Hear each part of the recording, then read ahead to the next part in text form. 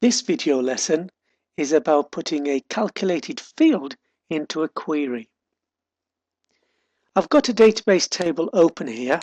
It's a products table and shows me my products, how much the products are, who the supplier is, and my stock levels.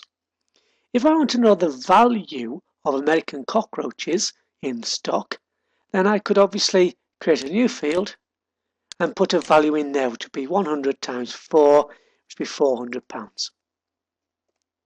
The problem with doing it in that method is that every time my stock level changes, I'll have to go back and make that calculation. £396.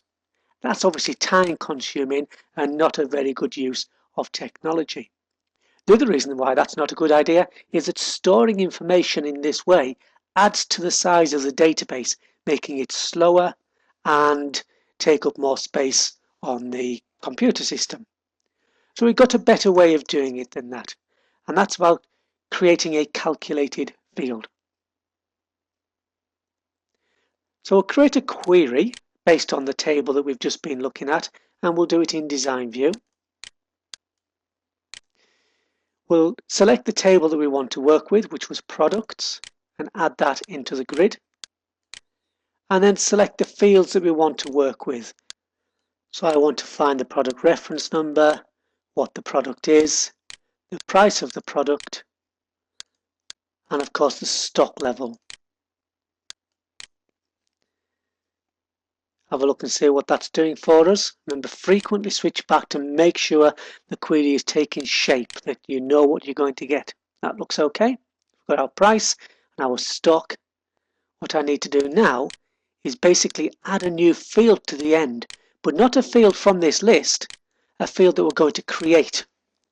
We've got to give the field a name. I'm going to call mine value. And then we separate the name of the field out with a full colon. We then put in the calculation. But in the calculation we use field names. So I need to use the name price and stock. And in the calculation we do that, we put the field names by putting them in square brackets. So I'll start my square bracket and I want the field name price, and I close the square bracket. So that says pick up whatever number is in the price field. And hopefully I don't have to say that these calculations have got to be done on number fields. So we've got the price field. Just a word of caution though, you have to get the lettering perfect. There's no point in typing prices because there isn't a field called prices. It will just throw up an error. You've got to match it perfectly. Remember also you can right click and zoom to give you more space to work with that. So we've got our price field. I want to multiply that by the next field, which is stock. So let's have a look and see what that's doing for us by switching to Datasheet View. Looking good. You see there we've got the price now, the stock, and it's calculated for us the value of the stock. And of course the beauty of that is that it's not being stored anywhere and therefore will be automatically updated. Let's save this query again, and if I come out of it and go back to the table and make a change to the price of the American cockroaches, let's see that's been updated in our query. Yep, stock price of 2, the new value is £198. That's really a very useful way, a calculated field. Let's go back into Design View and discuss one or two more options.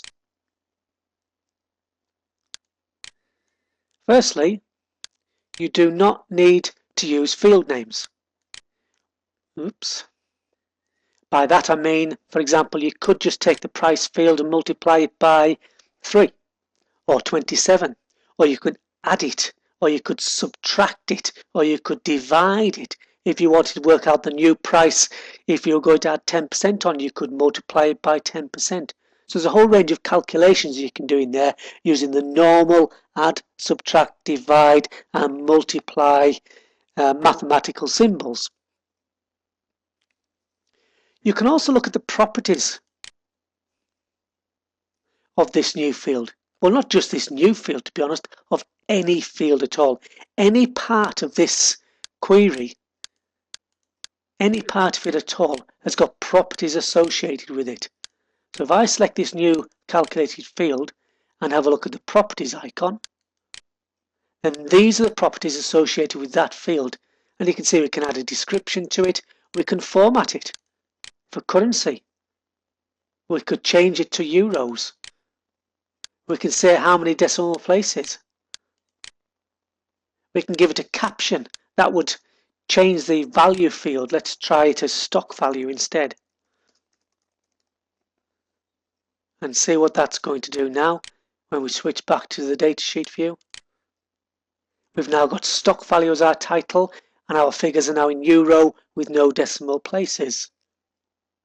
Go back and have a look at that again. So we're selecting the field we want to work with, or any part of the query, indeed any part of the database has got properties associated with it. Every bit of a form, every bit of a report, everything has got properties associated with it that we can adjust. Click on the properties icon and make the changes that you want to make.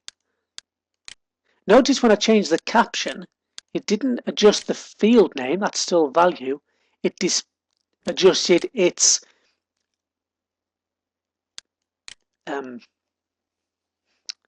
appearance in the datasheet view. So that's calculated fields.